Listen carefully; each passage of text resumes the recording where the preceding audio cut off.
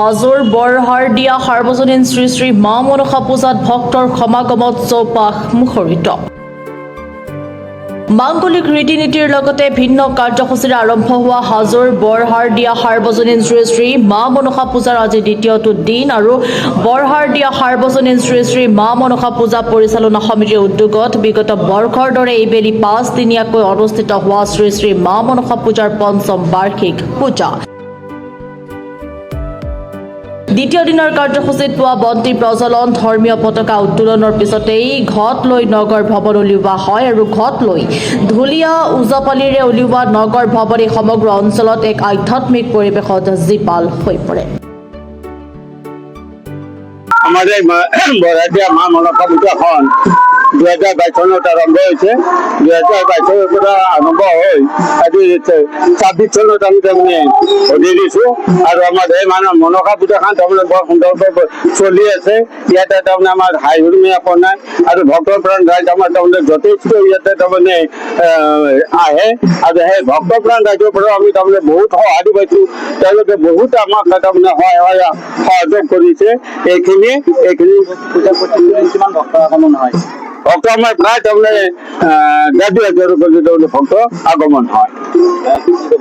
আজি আমাৰ তাৰমানে দ্বিতীয় পূজা, গতিকে দ্বিতীয় পূজা যিহেতু অলপ কম হ'ব পাৰে, ভক্ত প্ৰাণ ৰাইজ আমাৰ আহি আছে, আমি সেই সঠিকে আজি কিমান হয় ক'ব নোৱাৰি। ধৰক আজি আমাৰ দ্বিতীয় দিন, আমাৰ 5 দিনীয়া কাৰ্যসূচীৰে আমি আমাৰ বৰহাৰদিয়া মা মনসা পূজা উদযাপন কৰি আহিছোঁ। বিভিন্ন কাৰ্যসূচীৰে আমাৰ ৰাতিপুৱাৰ পৰা চলি গ'ল বন্তি প্ৰজ্বলন, ঘট লৈ নগৰ ভ্ৰমণ, পতাকা উত্তোলন, এতিয়া বৰ্তমান আইসকলৰ নাম প্ৰসংগ চলি আছে। গতিকে আমাৰ ইয়াত সুন্দৰভাৱে চলি আছে পূজা পাতল আৰু ভৱিষ্যতো আমাৰ থাকিব। আমাৰ ইয়াত মানুহৰ সমাগম এনেকুৱাকৈ আমি পাইছোঁ, ৰাইজৰ সঁহাৰি পাইছোঁ, তাৰমানে আমি ভাবিব নোৱাৰোঁ এনেকুৱা সঁহাৰি পাইছোঁ। হাজোৰ পৰা কমলাকান্ত দাসৰ ৰিপৰ্ট, প্ৰাতঃ টাইম ডিজিটেল। শদিয়াৰ পৰা ধুবুৰীলৈ, বৰাকৰ পৰা ব্ৰহ্মপুত্ৰলৈ সকলোৰে মাজত চিনাকি এটা নাম প্ৰাতঃ টাইম।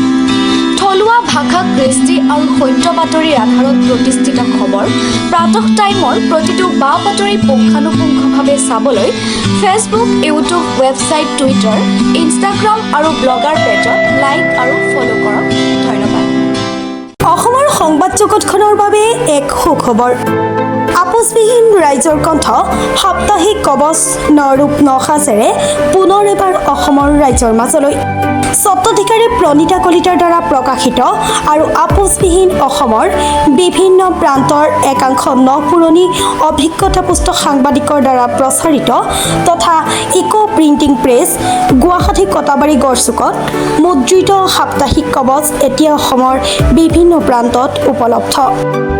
আমাৰ ঠিকনা মুখ্য কাৰ্যালয় অসম ফৰেষ্ট স্কুল, হৰিমন্দিৰ পথ, গুৱাহাটী আৰু উপ কাৰ্যালয় Kalita market, Bijoynagar, Kamrup, Assam. Mobile number হৈছে 9435114666 অথবা 9864084600 আৰু আমাৰ ইমেইল আইডি হৈছে kobos2025@gmail.com।